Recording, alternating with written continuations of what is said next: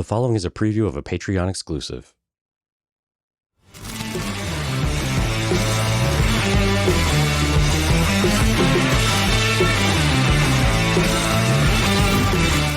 Of creating these very, very complex characters. Like, they're never black and white. There's never just 3 or 4 levels. They go very, very, very deep. And so on that level, when you look at the cast of Lost, I mean, that was the whole point, right? Every episode that rolled by, you learned yet another revealing tale about them, or something more that helped build the larger narrative, the story that they were trying to tell. So in a way, he kind of does world building, but it's all from the character's perspective, which I think would be fantastic for Star Wars. Right. And we'll talk about the timeline and where this, you kind of already broke the egg on that one, or broke the shell on it, but we'll talk about that. I mean, we'll just say it now. This is supposed to take place, allegedly, post the Rise of Skywalker, right? And at some point, we don't know exactly it could be 500 years, it could be 20 years, it could be 5 years. We're not even sure. It's just sometime in the future, post the Rise of Skywalker. But having a writer like that, I think is pretty exciting for Star Wars. Even if I put my fanboy aside, I think he just does a really good job with something like that. There's something he used a phrase. He would use a phrase in Lost, and Carlton Cuse, I think, came up with the phrase, but they both pretty much adopted it, which was called the rattlesnake in the mailbox. Have you heard of this? No. So the rattlesnake in the mailbox is, he liked to do things in Lost that were is basically a metaphor, right? A metaphor. Like if somebody were to put a rattlesnake in your mailbox, and you open that mailbox, that's like frightening and shouldn't happen. And there's a shock value to it. Now, I know people are probably thinking, whoa, I don't need shock value in my Star Wars, because that's not Right. Star Wars, right? It's not jump scares, right? It's not jump scares, right? Not like that. It's just stuff that you weren't expecting, right? Things that you were, and that's, again, goes back to that character development. I think we see some of that in Andor. I think what the Gilroys are doing, I think we can see some of that, which is kind of cool. But just think about that kind of on the next level. And to be fair, I've not watched The Watchmen. I know some people in the chat right now are talking about how incredible that is. And shame on me, I've not had a chance to see it, but I would imagine it's kind of the same thing. I forgot it was out there because that came out in 2019, but it's only one season, I believe. But yeah, it looks like Alex is talking about it. It's pretty incredible, and I've heard really good things about it, but I totally forgot it existed, to be honest with you. Yeah, the series, not the film. Right. But so the things that he has written, of course, we had the 2009 Star Trek film. You've already mentioned that. I thought he was the producer on that one. He co-wrote Star Trek Into Darkness. Boy, I really enjoyed that movie. And if there are any Star Trek fans that are like anti Into the Darkness, I understand where they're coming from. That is a whole level. That's like a Star Wars level controversy that happens from time to time, right? When they talk about that. Right. But I enjoyed it. I also enjoyed Prometheus, which is another one that he was the co-writer on, which was the Alien kind of reboot. I thought the story was great, to be honest. And then, of course, we talked about Watchmen. So I think I have high hopes for Damon Lindelof being tagged to do this. I remember and to be fair, I know he's legit because there are a number of episodes and a whole crap ton of references in Lost of Star Wars. Like, they talk about Star Wars in Lost a lot. Some of the characters do, So, and it's all him, right? He's putting all of that, his fanboy knowledge and everything else into the writing, because I know this is a project that he's always wanted to do. You could even, I would be sure he would go on record saying that this is some kind of a passion project for him, because he's talked about it before. So, Oh, sure. Yeah. So yeah, I think we're in good shape when it comes to him. But the other person that you mentioned was Justin Britt Gibson. Yeah, and just to touch a little bit more, Yeah. I like what you were saying, though, and bringing it back to Andor, because that was the thought that came to mind. And I haven't consumed a lot of content from, from him specifically, from Damon Lindelof, but I like that the idea of really targeting on the character focus, right, and really developing characters, taking time to develop characters. And when I hear you talk about how they've done that and how they did that over the course of the series, not necessarily bound to a season or bound to a few episodes or something like that, that's encouraging, because I think that's what's working so well with Andor and what Tony Gilroy's been doing. And so I think that, and again, doing that in hand with a director, could be very beneficial. And so I'm excited to hear that those types of words come out, because I think that's really what we need, because the articles mention that it would be a standalone, but if it was successful, they could turn it into something more, right? I mean, and that's the hope and dream for Lucasfilm at something, right? Is that they have a hit and they want that hit to be able to turn that into basically a new franchise or a new, I hesitate to call it a sequel or a trilogy, but something that you can really build from. You're kind of your High Republic of sorts. Yeah. Yeah. And that's a good transition because so in the second article, this is the day after October 24th. This is the exclusive that the Hollywood Reporter got, which basically goes on to reaffirm what we got from Deadline. But then it talks about Justin Britt Gibson as the writer. You can see him on the right if you're with us on the live show.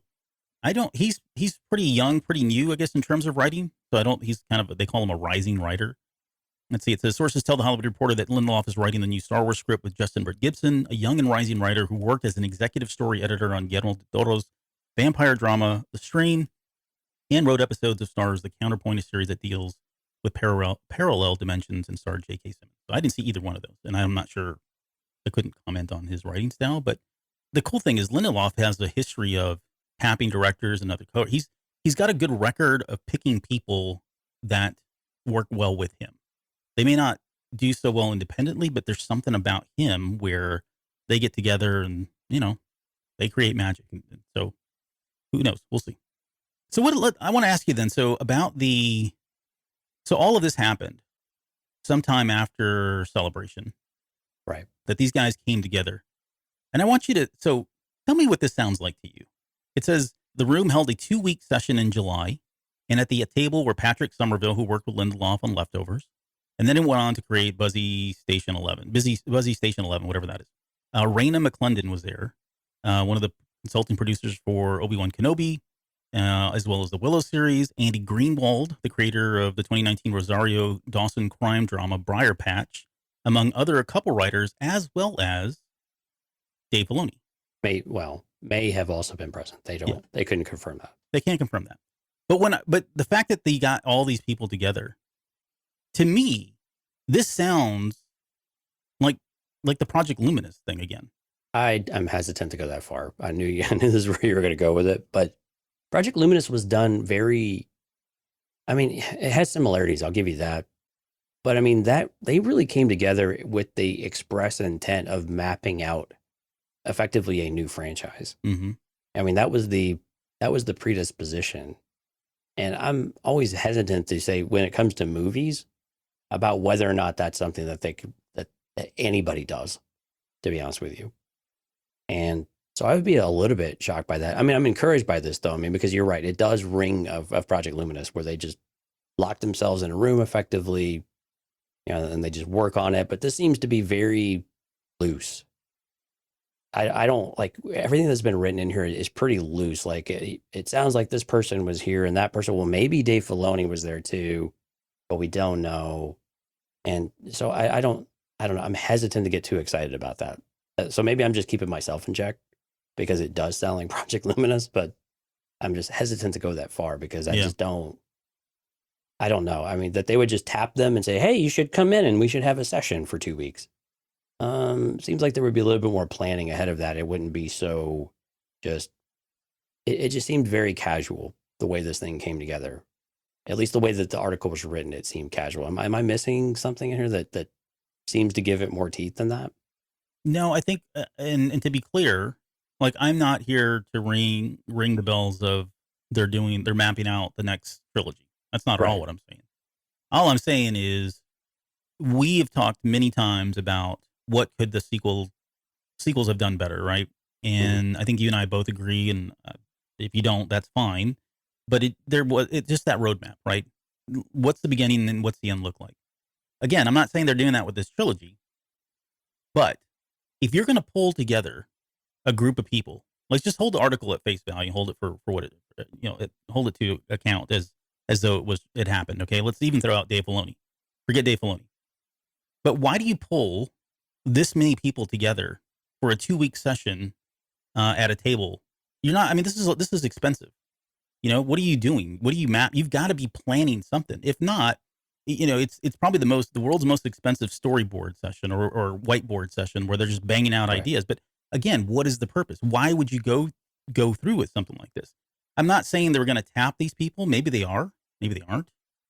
I just don't get why they would have a session like that unless they were trying to brainstorm, come up with ideas, kind of set a, you said Luminous was really about a new project, or I think you said new franchise or whatever. In some ways, you could argue that this is, apart from the sequel trilogy and apart from the sequel trilogy and Rogue One, this could be the start of a new franchise. I mean, I'm sure Disney's looking at it like that. You know what I'm saying? Oh, absolutely. Oh, yeah. It's the start of their new kind of franchise. So, in almost independent of the Taika Waititi stuff, the Ryan Johnson stuff. I mean, that stuff, if it happens, Kevin Feige is another one that's been talked about. If all that happens, it's probably all going to happen independently. But it does feel, at least from my perspective, if they got these people together, maybe they are taking a page out of the Project Luminous book and saying, we really need to get everybody together and kind of talk about this and start hashing out some details, even if it's super high level, some kind of an outline as far as where we want to go with this. Yeah, and maybe it's just an idea session. Maybe it's just really about getting some ideas. Like, hey, if you were to map out the next version of Star Wars post Rise of Skywalker, Reign of McClendon, what would you do? Andy Greenwald, Right. about you, what would you do? And they're just kind of brainstorming ideas and using them kind of as a think tank. I think that would be cool, and I think it's kind of the right step, because I'm not going to say it's detrimental if they don't get this right. Star Wars isn't going away by any means; it never will. Right. But I think they're going to want to put their best foot forward, and so it does sound like they're at least using a bit more planning and thinking going into this, whatever this new movie is going to be. Yeah, I mean, and granted, they probably said, Damon Lindelof, come in and talk to us. And he's probably like, hey, and they may have asked him, hey, who are some people you would bring in as part of a team, right? Mm-hmm. I mean, because all of these folks are connected in some way. And so, it makes a lot of sense. It gives you hope, though, that they have learned from that and that they maybe have found the right person or maybe the right people in order to start that process and say, okay, can we make this happen? And this was a bit of and again, it's really difficult to say if this was just a conversation or if this was really, they had an express purpose and deliverable they were trying to get out of this. That's the part that we just don't know. Yeah. But And both of those are very different. Exactly. Yeah. I mean, when you see if something is feasible versus actually putting pen to paper and getting to work. Now, if they left that and went to start writing, it kind of makes you believe that regardless of what the intent of the 2-week session was, where they left, they had something that had enough meat on the bone that they were like, okay, let's go see what that next step looks like. Let's see what we can create from here based on what we've charted out. And so, but again, it's hopeful, right? I mean, this is if anything, people should look at this with a ray of hope of saying, okay, we are trying to get a pool of people together. We're trying to have an idea. But I think some of this is also normal movie making that we just don't see very often.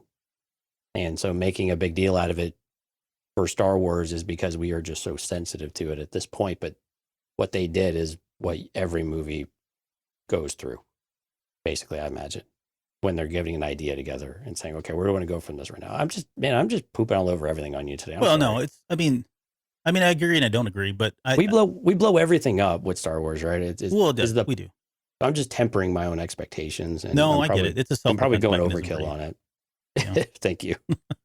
Well, it's a different approach. Either way, I don't think you can argue that it's a very different approach than getting two people to come together. And the brain trust that went into coming up with the story was for The Force Awakens was two people. The brain trust that went into making The Last Jedi was one person. The brain trust that went into making the third movie was, again, two people. Here, you've got a collective. That was zero people. Whoa, easy. 45 people. I wear my shirt very proudly of The Rise of Skywalker, even though I did have problems with the movie. I still wear that shirt a lot because it was fun to watch, and I love Star Wars. But yeah, I mean, it is, again, it is a different approach. But to your point, you made a good point. Or really, we don't know what the outcome, and depending on what that is, whatever that product was, really matters here. And unfortunately, we just don't have the details on that. Yeah, I mean, with George Lucas, it was a single person for everything. And you heard in every interview, well, I had to go back and write the next movie. You hear in any of those interviews a lot. The Dave Filoni piece, though, just to kind of come back to that real quick. Again, it says he may have been there. Yeah, I'm with you. Like, okay, so who else may have been there? I mean, the list is infinite, I guess, at that point. If he was, I'm like, okay, well, that makes sense because he's the executive, creative, exactly, whatever he is. Yeah, if he's the executive creative director, very similar to what we were talking about with the story group. He may have a vision and want to make sure that things are going to line up. They're not going to kind of bleed into his story, or he's got things that he's trying to do that, if he establishes may change the narrative or whatever they're coming up with, et cetera. Right. So he's just another one of these, I wouldn't say filters. It's more like a checkpoint, right? Right. For them. So I can see where he would fit in and not necessarily be out there, banging away stories and ideas with these guys, you know. Yeah, but then again, I mean, Filoni was actively working on Ahsoka at like during Celebration and immediately after. So Yeah. that he would have pulled out 2 weeks of his work seems pretty unlikely. He may have attended a meeting or something like that, or maybe when they had something to present, maybe they asked him to come out. I don't know where these were at either. They didn't give us any indication about where they met. Usually they tend to be at Lucasfilm's offices, but who knows? Yep. Before we go further, because I want to move into talking about kind of speculating on what the future would hold. I do want to go to the chat. I know I've kind of thrown some of these up, but just to kind of touch on them, Miss Sunflower says, "New here, found you guys while searching for Star Wars podcasts and also the Mandalorian podcast. Thank you for showing up. Thank you, Miss Sunflower." Yeah. And Steph had a good. This is a great point. I have this in my notes, believe it or not, a little bit later, but it's really speaking to the idea of new blood coming in and not bringing in proven people to handle the baby that is Star Wars for a lot of fans, and she says, plus going back to that documentary about Lucasfilm and whatnot, wasn't the start of Star Wars a group of people that weren't overly popular or established? Hell yeah, they weren't. They had no idea what they were doing the entire time. So, and that is not unique to Star Wars. And that's what I was trying to say. Like this happens all over the place where people get tapped to do things. And yeah, it's a risk. And maybe people aren't comfortable with the risk because they didn't like The Last Jedi or they didn't like the sequel trilogy and they feel like they got completely burned. And I get that. I totally understand why, but it has to happen, right? This is why Lucas sold the dang company, because they've got to have other people come in and tell these stories, and they're not going to be all George Lucas stories. And sometimes they may stray away from some of that stuff. And I don't necessarily think that's a horrible thing. I don't either. And again, I think it's more it's the discomfort that we're in now with it. Just doesn't feel like we have any direction on movies in general. We're just throwing more stuff out there, and it doesn't appear to be. I hate to say there doesn't appear to be a plan, but there does appear to be gosh, what's the right word? I mean, it just feels like it's just chaos, right? It's just chaotic, and we just can't seem to. News comes out, but there's no one wants to talk about it because it's way too premature, and yet more stuff keeps getting, and then but it got leaked. Or did it get leaked? Is it even real? I mean, it's just frustrating because we just hear things that, oh, well, this person is that, and this person's attached. That person's now attached, to all these different things, but then nothing ever pans out. Yeah. And we're just left feeling like our best point of reference is the sequel trilogy. And that leaves a bad taste in people's mouths for a very, varied, set of reasons. And that it's really difficult to overcome. And until we actually get something tangible, that debate and that frustration is going to continue to rise, no matter where you sit at on the side of the fence of how happy you were with how those turned out. And it's just the unfortunate part about our history now that we've got to live with, and we've just got to, but something needs to happen at some point, right? But we've got to get to that point and kind of take that leap of faith of seeing what is actually, next. I was chuckling because as you were saying that, I was like, that's exactly how I felt when the dang prequel trilogy came out. Like, yeah, it was a stain. And I was sitting there thinking, I remember having those same conversations about, well, until we get the sequel trilogy or another Star Wars movie, there's people going to be complaining or have a bad taste in their mouth because of the way the prequels came out. It's just. I think the one difference now, though, is that it seems to be strictly associated with the movies now, not with Star Wars unilaterally, right? And I think and I think things like the Clone Wars helped with some of that too, right? After after the prequels came out. But I mean, I'm with you. After the prequels came out, which I rather enjoyed, I thought I took them more at face value. When we know Attack of the Clones is one of the weakest written movies, anywhere. But they were all enjoyable in their own way. But I'm with you, man. I was like, we're never going to get another Star Wars movie ever. And I wouldn't blame Lucas if he just shut the company down and just like, I'm done with you people. Right. Because who did they blame? Like who did they want? Whose head did they want on a pike at the end of the sequel trilogy or the Oh, yeah. prequel trilogy. Oh yeah, George yeah, Lucas. Yeah, and then Rick McCollum right after that, right? So I mean, it Mhm. was, yeah, I mean, it was ugly. It was really, really ugly. Yeah. But things like the Clone Wars, I mean, that's the thing we have now. I think this is one of the cool things about what we have right now is that you have a lot to choose from, and you have a lot coming down the pike. Hopefully, that you have more to choose from that you can go and enjoy, and you're getting more than one thing a year now. You're getting 2 or 3 things a year, which is really, really cool because we thought that was going to be overload, but they're different enough and they take different shapes that we could, consume them in different ways, and they're appealing to different parts of the fan base. Yeah. And so even if one part of the fan base doesn't enjoy it, something else does come around that does seem to appeal to them in some way. And so I think there's hope in that regard too. But now the true disdain, we leave Book of Boba Fett aside, but that was terrible. But it's really around the movies. That feels like Star Wars. It's not Star Wars unless you have a movie, right? And that's why they get so much attention. Couple other quick comments. Obviously, Subdued says they tell people, writers, directors, etc. Speaking of the story group here, what they need to change or write to keep the stories cohesive. Yep, agree. Thanks for being here. And then David Rogers says Taika is great, but he has too many projects going on to give Star Wars enough time.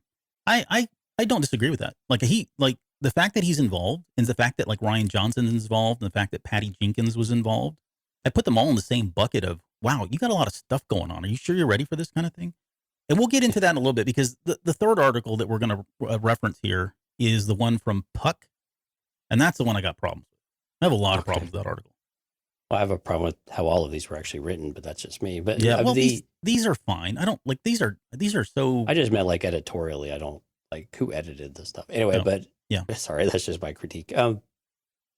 Yeah, no, when you listed out the directors, these high profile folks, and they have a lot going on, and some people might say, well, you're Lucasfilm, you're Disney, you should be able to assert your influence over these people. Well, no, it's what projects are ready and when, especially from a director standpoint where you're not writing it. It's where does this fit in with my schedule of what I can do to bring your story to life and help bring your vision to life. And that's the thing when you get directors that are very popular and you could say, well, I'm going to go grab the big guys. I'm going to go, all of the big names out there. Let's go grab them. Well, they're very, very busy. And yeah, they probably love to do Star Wars, but let's be honest. Some of these folks I imagine most of these people are committed for several years. They know what they're doing 3 years out. Right. They have a general idea of what their slate is going to be. And so when you look at it that way, realistically, you're not going to get these folks for another year and a half or more. And if you don't have your act together, there's nothing to give them. You don't have anything to pitch. It's just an idea of, hey, we'd like you to make a movie. We think it should be about this, but. And even then, most of the, well, I'm going to save that. We're going to talk about that when we get to Kathleen Kennedy and some of the shade she's getting from the baloney guy over on the Puck, whatever the hell website that is. Okay, so let's talk about the future of Star Wars again. Let's talk about this world that's coming up, right? I guess not to rehash what we talked about. We did I think it was a Patreon episode that we did, the future of Star Wars. We kind of broke down all the different medias and kind of speculated on what potentially we'd like to see, that kind of thing. I don't know that there's enough here really to kind of change any opinions or thoughts, but I guess for anybody that didn't catch that show, knowing what you know now, what little there is, if they were to go into the future post The Rise of Skywalker, and again, unconfirmed, but some of the other reports, and not in this article, some of the other articles that have come out since then, there's talk that some of the sequel trilogy characters would be coming back for some of that. This started because it started with, Oscar Isaac was asked, I think sometime in October, maybe even September, whether or not he would come back and reprise his role of Poe. He said yes, depending on, the story, etc. We know Daisy Ridley hasn't really had, a lot of success, post The Rise of Skywalker. So, she probably is available. I mean, we're not going to get anybody like, Kylo Ren, Adam Driver, of course, because he's gone. Maybe as a Force Ghost. And John Boyega's doing pretty phenomenal, I think. He's got some pretty solid projects under his belt and is doing real well for himself. But the idea is they were asking a lot of these actors here recently. Hey everyone, it's Jonesy. We hope you've enjoyed this preview of the Patreon episode. If you'd like to listen to the episode in full, we invite you to head over to cantinacast.com/Patreon. Access to this episode begins at the $2 After Dark tier.